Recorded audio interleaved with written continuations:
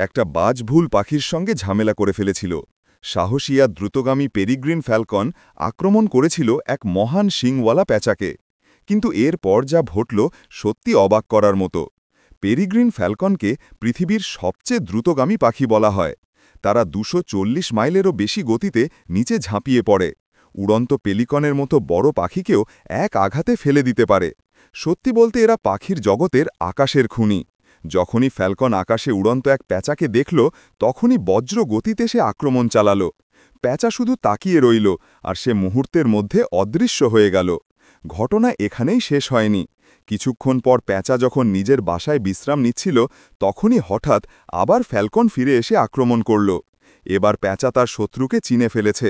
সে গাছের ডালে বসে শুধু তাকিয়ে রইল সেদিকে, যেদিকে তার শত্রু উড়ে গেছে। তারপর সূর্য ডুবে গেল, নেমে এলো অন্ধকার। এবার পালা এলো প্যাঁচার, কারণ রাত হলো তার রাজত্বের সময়। তার উড়ান হয় একেবারে শব্দহীন, যেন কোনো ভূতের মতো। যেদিক সে মনে রেখেছিল সেদিক ধরে প্যাঁচা উড়ে গিয়ে ফ্যালকনের বাসায় পৌঁছাল। এক মুহূর্ত দেরি না করে সে ফ্যালকনের একটি ছানাকে তার নখে চেপে ধরল।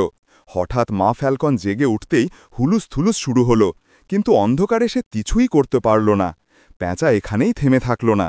যখন সব শান্ত হয়ে গেল, প্যাঁচা আবার ফিরে আসলো এবং ফ্যালকন পাল্টা আক্রমণ চালাল। দুই পাখি বাসা থেকে গড়িয়ে মাটিতে পড়ে গেল। ভোর হলে সূর্য উঠার পর কেবল একটি পাখি বেঁচেছিল, সে হল অন্ধকারের রাজা প্যাঁচা। আপনার চোখে কোন শিকারী পাখি বেশি ভয়ঙ্কর, ফ্যালকন না প্যাঁচা? কমেন্টে লিখে জানান, আর যে পাখির পক্ষে আছেন তার জন্য একটা লাইক দিতে ভুলবেন না।